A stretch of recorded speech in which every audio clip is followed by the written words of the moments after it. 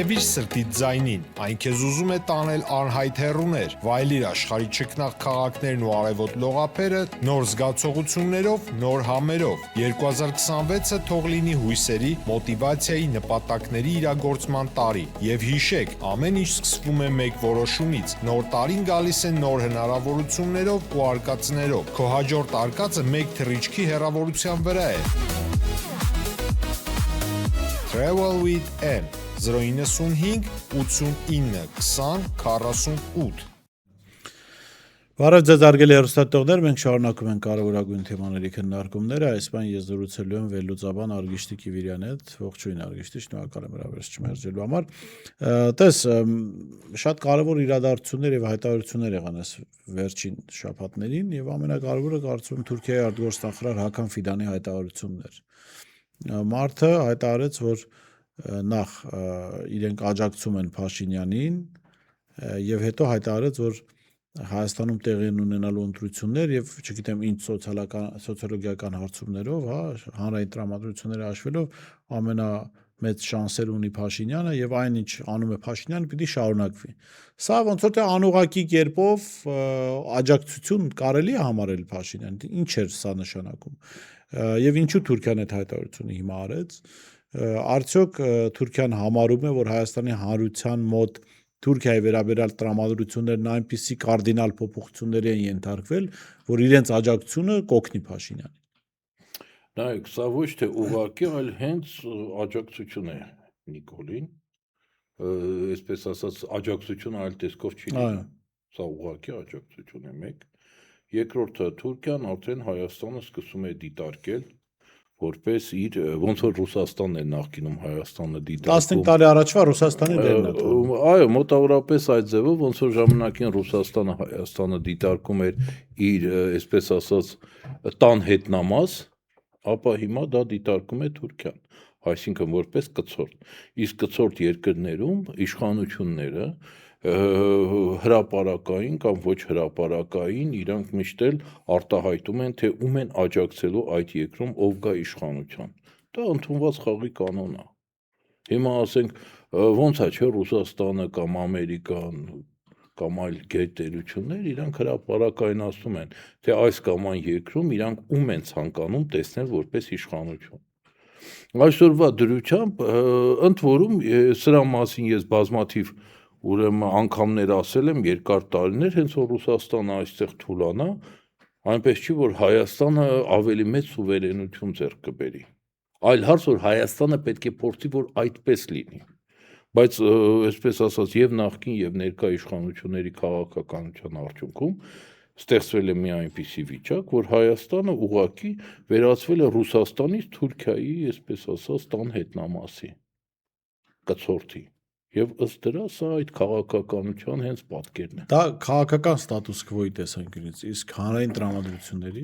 Դե հանրային տրամադրությունների տեսակետից գիտեք, ոչ մեկը չի իրական սոցիոլոգիական հարցումներ իրականացրել հասկանալու համար, թե ինչպիսին են իրական հանրային տրամադրությունները։ Տարբեր խմբեր կարող են տարբեր կարծիքներ ասել, չէ՞, օրինակ, բայց այդ կարծիքները վերջում կարող է, այսպես ասած, չհամապատասխանեն իրականության։ Երկար տարիներ հայկական իրականության մեջ տարածված կարծիքներ կան, ստերեոտիպներ, որ ասենք հայ ազգը տենչում է պատերազմ, որ հայ ազգը պատրաստ է հանուն, այսպես Արցախի իր արյան վերջի կաթիլները տալ։ Կյանքը ցույց տվեց, Արցախի հանձնումից մեկ ամիս առաջ հարցում էր արվել, ասում են հայաստանցիների 97%-ը դեմ է հանձնմանը։ Չէ, գիտեք ոնց է, դու կարաս քո անկողնում նստել եւ դեմ արտահայտվել։ Կամ ասենք դու կարող ես ասենք սեղանի շուրջ հրապարակայնորեն դեմ արտահայտվել։ Դու կարող ես ասենք Facebook-ում գրես ստատուս, բայց կարող է պարզվի, որ այդ նույն մարդը ասենք Թուրքիայի հետ ընտանիք հանդերձ անում է առևտուր եւ կախվածություն ունի։ Եվ վերջում ինքը սուսպուս գնա եւ ընտրի այն մարդուն, ում աջակցում են Թուրքիայի իշխանությունները։ Դրա համար նորից եմ ասում, իրական լուրջ մասնագիտական հարցումներ հայկական իրականության մեջ ոչ անցյալ հարցերի հետ կապված են արվել, ոչ այս հարցի հետ կապված է արվել։ Ինչ որ խմբեր, այդ թվում եւ հասարակական քաղաքական խմբեր իրենց կենացներն են փորձում հրամցնել։ Հետո գիտեք ոնց է բախվում են լրիվ այլ իրականության հետ, սկսում են մեղադրել, որ ժողովուրդը ժողովուրդ չի, ազգը ազգ չի եւ այլն։ Հարգելիներս, եթե դուք չեք տիրապետում պատկերին, դա չի նշանակում, որ ուրեմն դուք կարող եք ձեր երազածը ներկայացնել որպես իրականություն։ Նորից եմ ասում, պետք է լինի լուրջ մասնագիտական ուսումնասիրություն, սոցիոլոգիական ուսումնասիրություն, ու վերջի վերջով մենք հասկանանք, թե ասենք ինչքան տոկոսն է ուզում խաղաղություն, ինչքան տոկոսն է ուզում պատերազմ, ինչքան տոկոսն է ուզում Ադրբեջանի կամ Թուրքիայի հետ բարիդրացիական հարաբերություններ, եւ կարող ունենանք լրիվ այլ պատկեր։ Իրենք որ աջակցում են Նիկոլին, պատահական չէ, վստահ եղեք, որ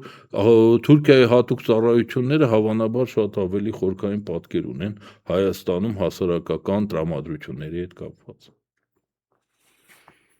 Փոխարենը իշխանությունները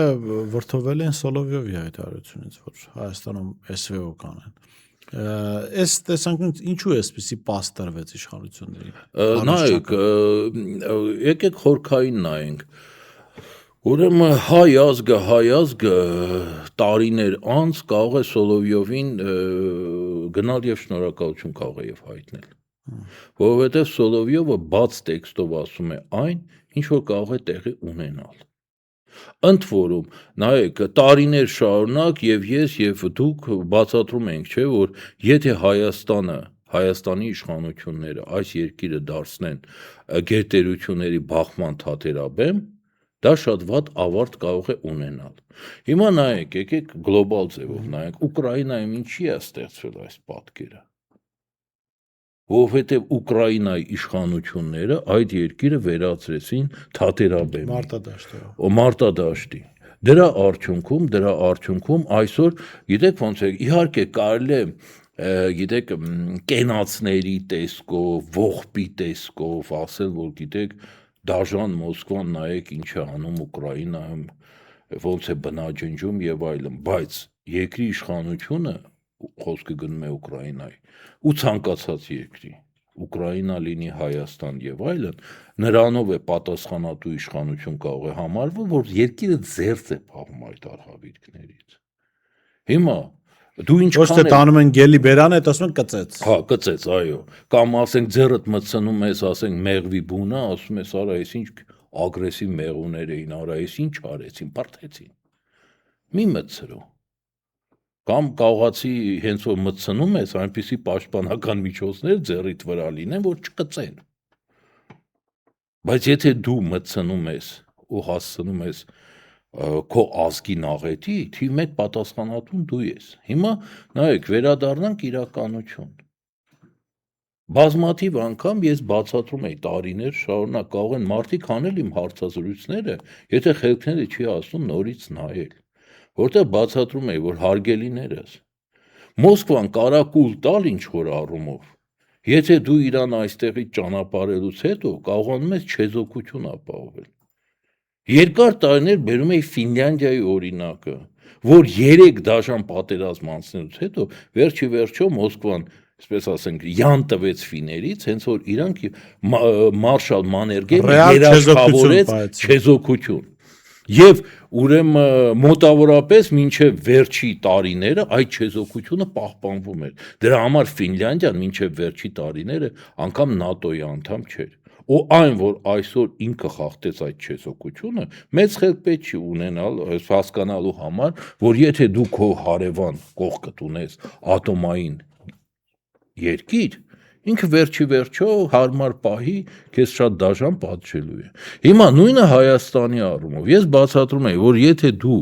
Ռուսաստանին ճանապարհելուց հետո պահպանես չեզոքություն, ինչ որ առումով կարող է դա մարսես, եթե գրագետ խաղաս։ Բայց եթե դու ոչ թե չեզոքություն ես ապահովում, այլ Ռուսաստանին փորձելու ես փոխարինել իր հակառակորդ երկրներով, ոնց որ տեղի ունեցավ Ուկրաինայում,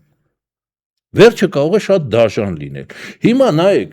Սոլովյովին պետք է շնորհակալություն հայտնեն, որ ինքը բաց տեքստով բացատրում է, որ ինչով է դա ավարտվելու։ Դա մոտավորապես պատկերացեք մի իրավիճակ։ Ուրեմն 100 տարի առաջ,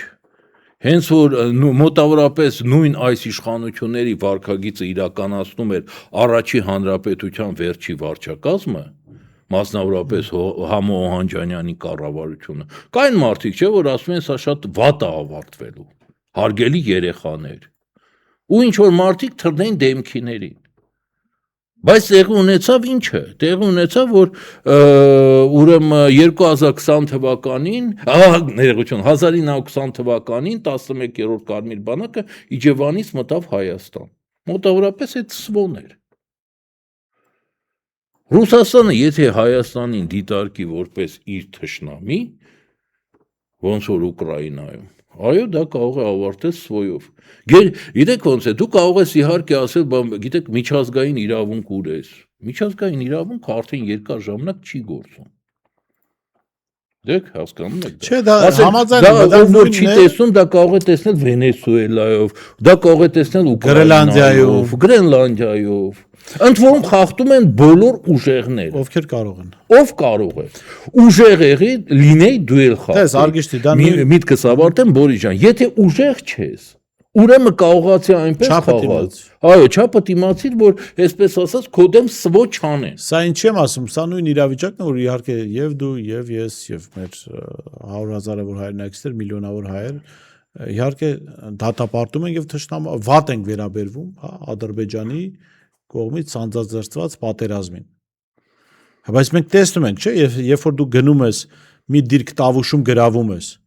չէ, հետո այդ դիրքը գրավելու համար գնում 70 մարտական խաչը Սարդարապատում տալիս, ասում ես թուրքական ու ադրբեջանական բանակ արդեն գործոն չեն։ Ու Ադրբեջանում ինչ որ խմբեր լցվում են, գրավում են խորհրդարանի շենքը, հա, պատերազմը սկսել է Ալիևը, բայց դու ամեն բան արել ես, որ ինքը սկսի այդ պատերազմը։ Նույնն էլ էս վիճակում դու հասկանալով, որ այո, Ռուսաստանը կարող է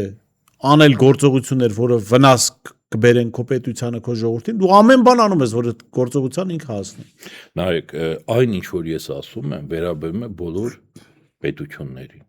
Այսինքն Հայաստանը, այո, եւ լինի դա դեմը Ռուսաստանը, լինի Ադրբեջանը, լինի Վրաստանը, լինի Իրանը, լինի Թուրքիան, ինքը պետք է վարի այնպիսի քաղաքականություն, որ չխախտի հավասարակշռությունները, չխախտի ուրեմն ստեղծված իրավիճակը եւ հասցնի նրան, որ քո վրա հարձակվեն։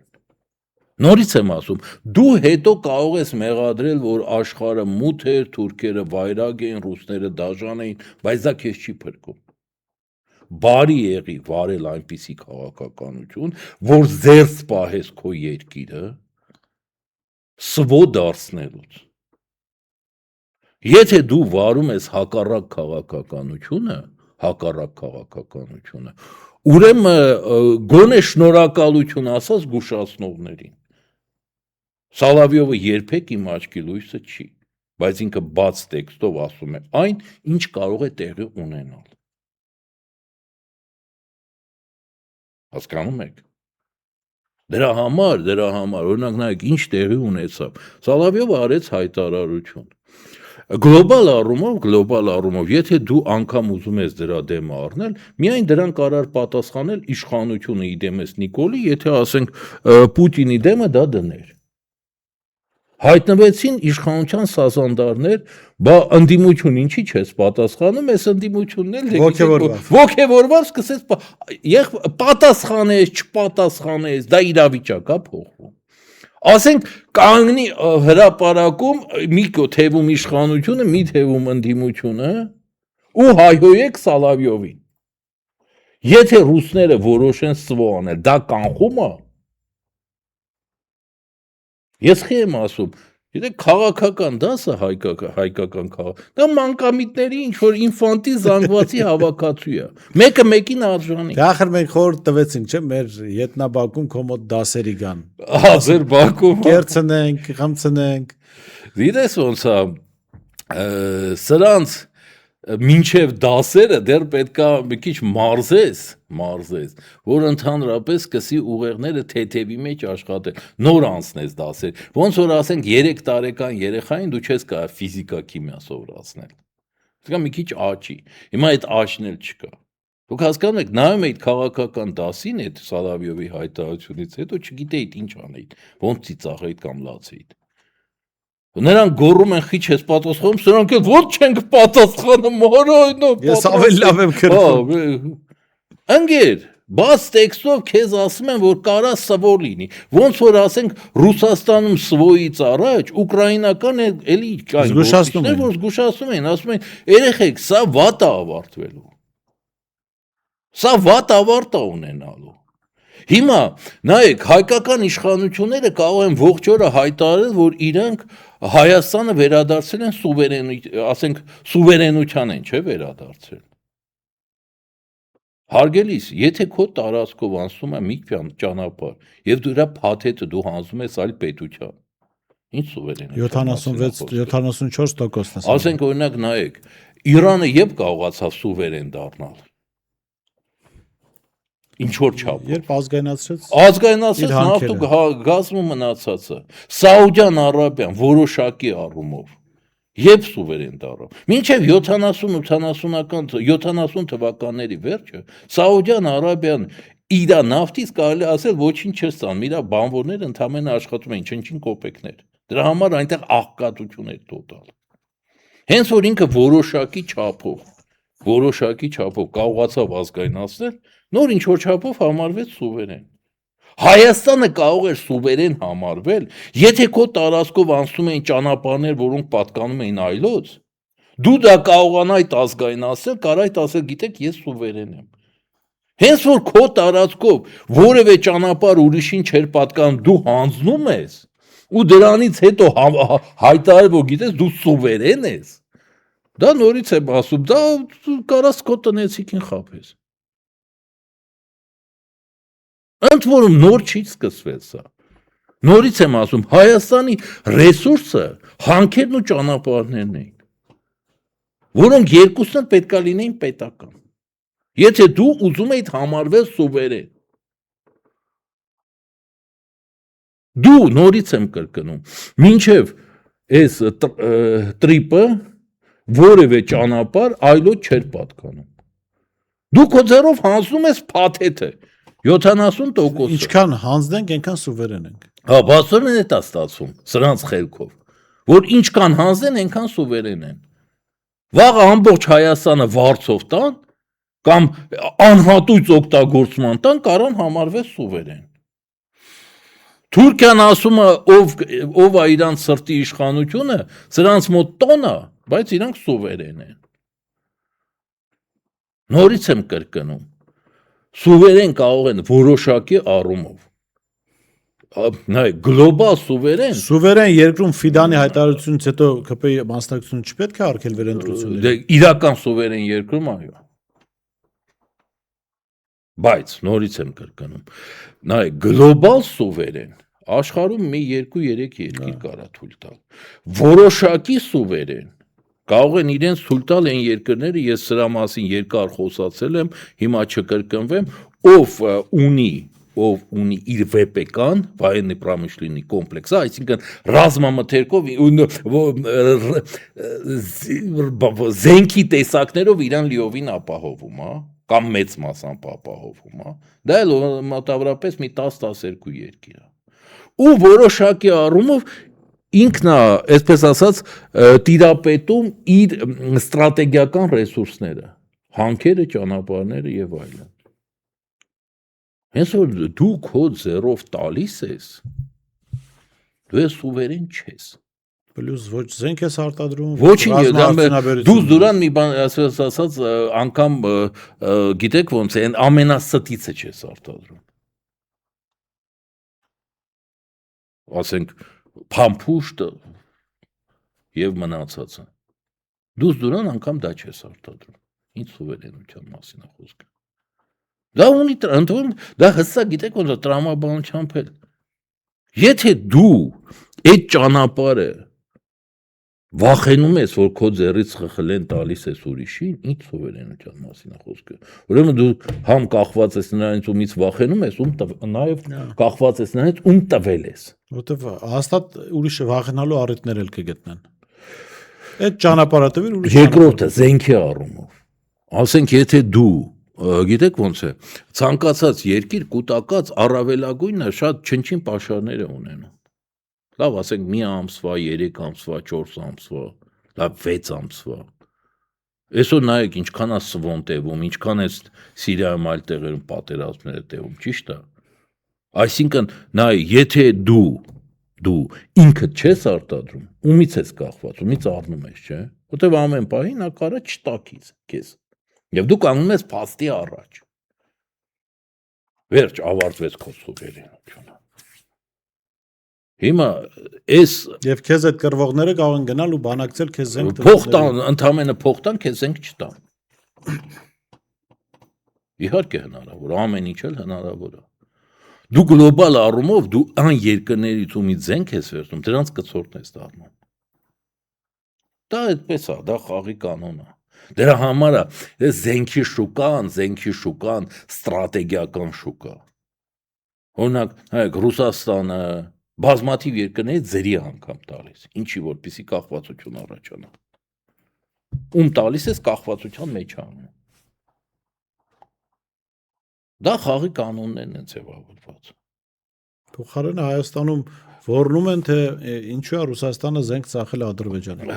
Դե գիտեք ոնց է խորքային։ Այսինքն մարդիկ մտածում են Ռուսաստանը արտնացավ, տեսավ Հայաստանը ինչ տրամադրություն ունի, ուրեմն վերջ, մնացած հարաբերությունները դրանով կապ։ Ես չեմ ուզում մանկամիտների ու ինֆանտիլներին մեկ։ Բայց դա հանրային տրամադրություն է առաջացնում, սրա մասն է։ Դե հանրային տրամադրությունը վել դրա համար այս ազգը 200 տարի էս վիճակում է։ Խայտարակ վիճակում։ Ժամանակին ողջ լեռն աշխարհն էր իր ձեռը, այսօր այսպես ասած կույրաղիքային ինչ որ հատվածի մեջ տեղավորվել է։ Դա ինչի արդյունք է։ Դա այդ հանրային տրամադրությունների արդյունքն է։ Լավ, ինչ լուծում եք տեսնում Արգիշտի, որովհետև 26 թվականը ընտրության տարի է, բոլորը լուծումը պետք է առաջադրեն այն ուժերը, ովքեր պայքարում են իշխանության համար։ Չէ, գիտեք, ինչ որ առումով քաղաքական դասը փորձում է իրեն երևակայել ցուցադրել։ Լուրջ պայքար ընդդիմության կողմից այսօրվա դրությամբ ես չեմ տեսնում։ Դեռ իհարկե դեռ կարելի է ասել, որ վերադասավորումների փուլ է, չնայած Նիկոլը արդեն իր վերադասավորումները ավարտել պրծել է, իսկ ընդդիմությունը նոր փորձում է դա սկսել։ Ես վերջի ամսվա մեջ մի քանի անգամ այդ մասին գրել եմ, եթե այս ձևով ներկայիս ընդդիմությունը շարունակվի, ապա իրանք խայտարակ պարտվել են։ Կարող էին հաղթել Նիկոլին, իհարկե կարող էին, բայց ոչ այսպես։ Դրա համար այդ դաշտը անգամ մեկնաբանելու ցանկություն էլ չկա։ Մեկնաբանելու բան չկա, Բորիս։ Լավ, Տրամպը հայտարարեց, որ Կովկասը Պուտինի տարածքն է։ Ինչու։ Գիտեք, տարածքն ինչ են այստեղ մտնում տրիպ վերցնում։ Այնպես չի, որ իրանք հրաժարվում են։ Իրանք ուղղակի ցույց են տալիս ռուսներին, որ դրա շուրջ մենք պատրաստ ենք ձեր հետ առևտուր անել։ Բայց այնպես չի, որ իրանք դա կնվիրեն ռուսներին։ Ոչ մեկը ոչինչ չի նվիրում։ Բացի մեզնից։ Դե գիտեք ոնց է, այնպես չի, որ հայերը նվիրում են։ Ուղղակի հայերը պատրաստ չեն այնինչ երազում են, դրա համար ռեալ պայքարել։ Ոնց Եվ բացի բազմոցային զորքերից, բացի ֆեյսբուքյան զորքերից։ Դե բազմոցային զորքերը է։ Դե բազմոցային ու ֆեյսբուքյան զորքերը կան, բայց ֆեյսբուքում ու բազմոցի վրա ոչինչ չի լուծվում։ Դա դաժան պայքար է։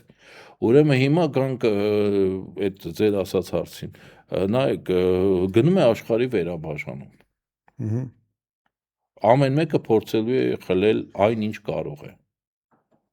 խլել թույլերից։ Դրանից հետո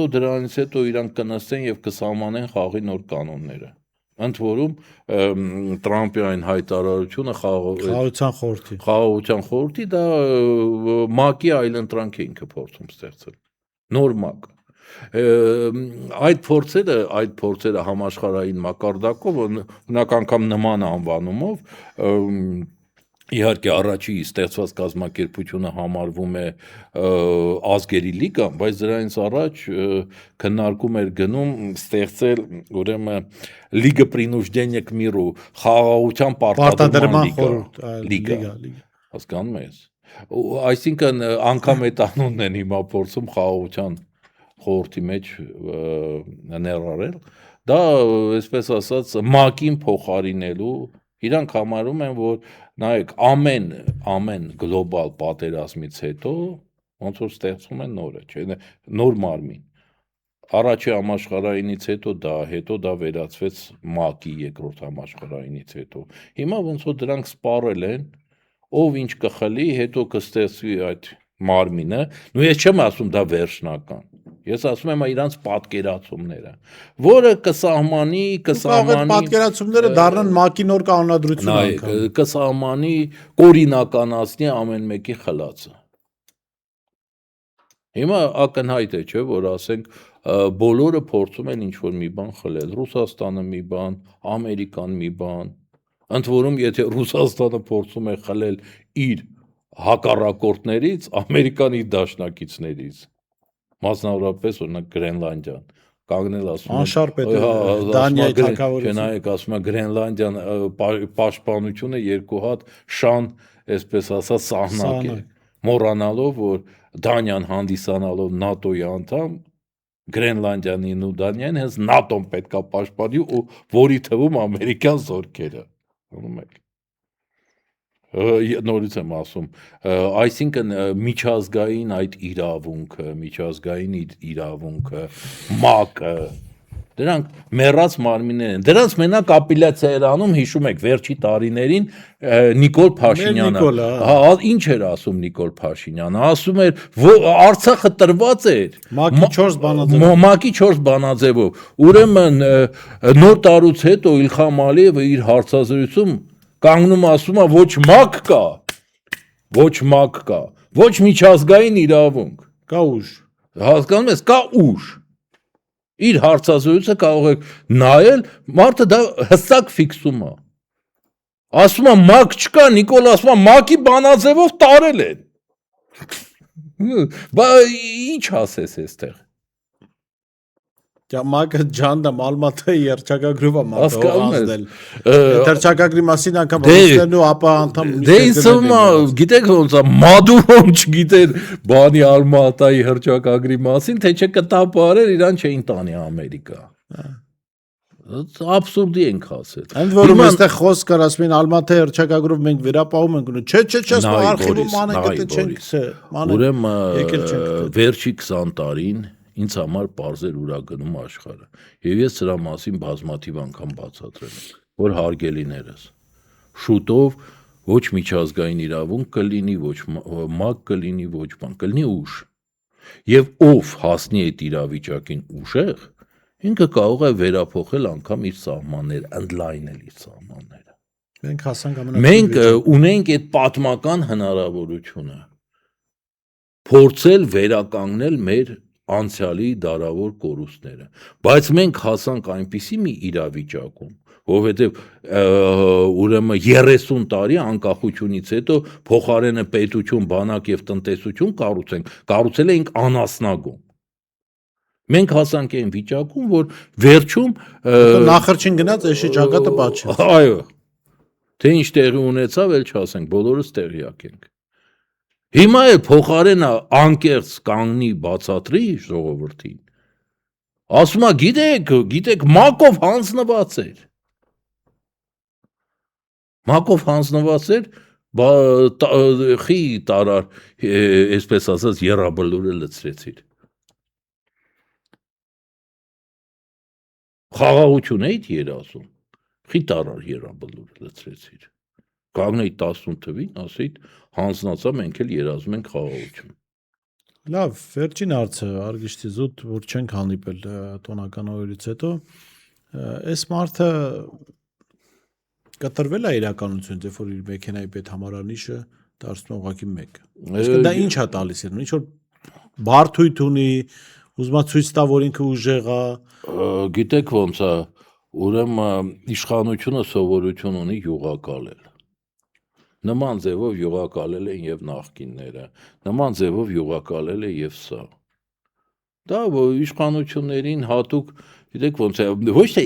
բոլոր իշխանությունների մասին է խոսքը, այլ խոսքը իրականությունից կտրվել, հենց որ սկսում ես քիչ-քիչ կտրվել, սկսում ես քեզ երևակայել, որտեղ մի բան թույլ ես տալիս, անցնում է, երկրորդը անցնում է, երրորդը անցնում է։ Հիշում եք այն Ֆրանսիայի հայտնի Լյուդովիկոսի խոսքը, ասում են ժողովուրդը հաց չունի ուտելու,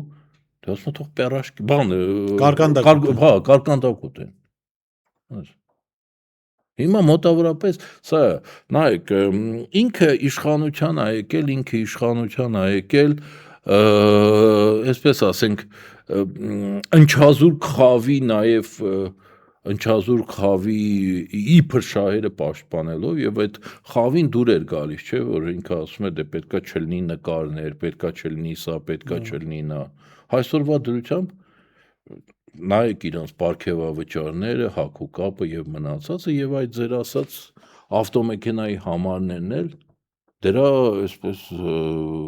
արդյունք են դրսևորում։ Շնորհակալ եմ Արգիշտի հետաքրքիր զրույցի համար, ես շեշտեմ զրուցում էի վերլուծաբան Արգիշտի Կիվիրյանի հետ, տեսություն կհանդիպենք։